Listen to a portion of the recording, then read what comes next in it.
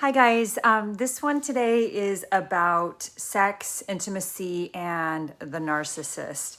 So a lot of these survivor communities will talk about a lot of common themes when they're dealing with intimacy, physical intimacy or sex, and the narcissist that they were with.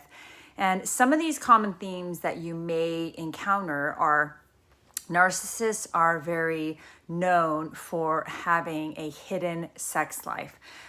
Quite often, their hidden sex life involves pornography addiction, or it can involve sex addiction, where they are going and soliciting prostitutes, or hooking up on Craigslist, or getting with like same-sex partners when they are presenting to the world that they're heterosexual. They typically they almost always have sex outside of a committed relationship. Not all narcissists cheat, but most of them do, because they're very entitled. They think that the rules do not apply to them. They're very special, and they require external validation. And sex is just another way to sort of get that external validation. But some of the narcissists will vary in that some of them, when they are with a long-term like committed partner, they will very often withhold sex from that partner. They, especially if that partner tells them, hey, sex is really important to me. I'd like to connect with you on an intimate level. I'd like to be physical with you and have sex. How can we make our sex life a wonderful thing? And, especially if they let the narcissist know it's something that's important to them, the narcissist will absolutely use sex as a tool to punish. They will use it for withholding.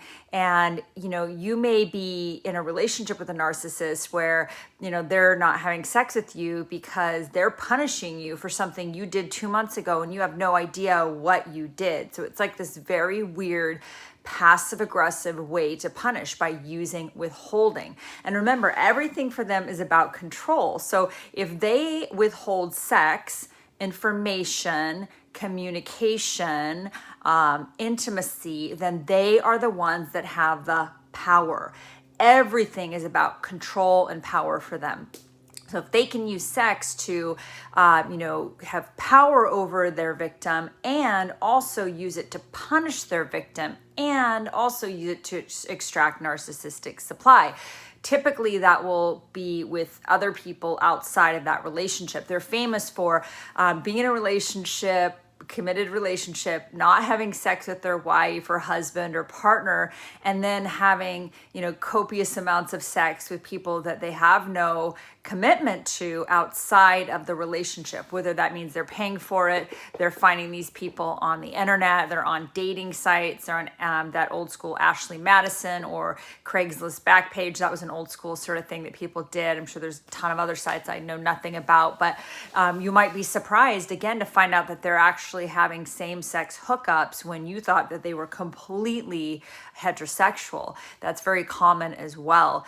Typically, they have a rampant porn addiction. This is typically the women and the men, not always, but obviously it's more common with the men, but pornography is typically a huge part of this disorder. So if you were with somebody who had a rampant porn addiction, they may have been soliciting prostitutes, and you may have not known this, and then you found it out, which is horribly shocking, and of course can totally derail you.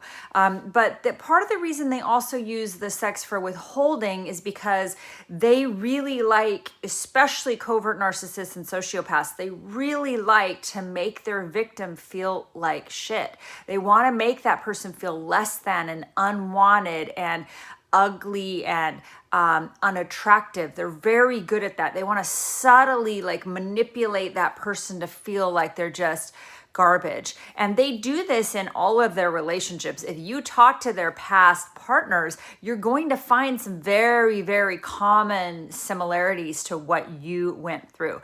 Now, some narcissists are so sex addict, either so addicted to sex that they want to have tons of sex, they have lots of sex with even the person that they're with, but that sex can be very degrading. It can be asking their partner to do all sorts of things that makes their partner uncomfortable. It can be, there's never enough, he needs more and more and more and more sex. You can also have it, sort of show up in that way. But typically porn and sex addiction are a huge part of narcissism. A lot of times there's comorbidity, not always, but a lot of times. And then you might be really surprised when you find out like who their affair partner is. You might be like, oh my gosh, that person is like, wildly unattractive or not very attractive, and like you're like, what, why did you pick that person? Like, you would have thought they would have been with somebody that was better looking or whatever. And the narcissist could be, to the outside world, like aesthetically they could be like an 8 or 9 in the attractiveness scale, and they have no problem being with somebody who's like a 3 or a 4 or whatever, because they actually like that, because that makes that person has them on a pedestal. That person worships them because, in their mind, they feel so lucky that they lucked out and they got like this, amazingly good looking person. But in reality, what they don't know, what that poor new source of supply doesn't know, is that the narcissist is looking down on them. And it's just another way the narcissist gets to feel superior or better than, or like, I'm better looking than this person. I'm more talented, I'm smarter. They're always about being better. So whatever way they can prove in their minds that they are superior to the minions and their sources of supply, then it makes them feel, it just gives them a rush of ego.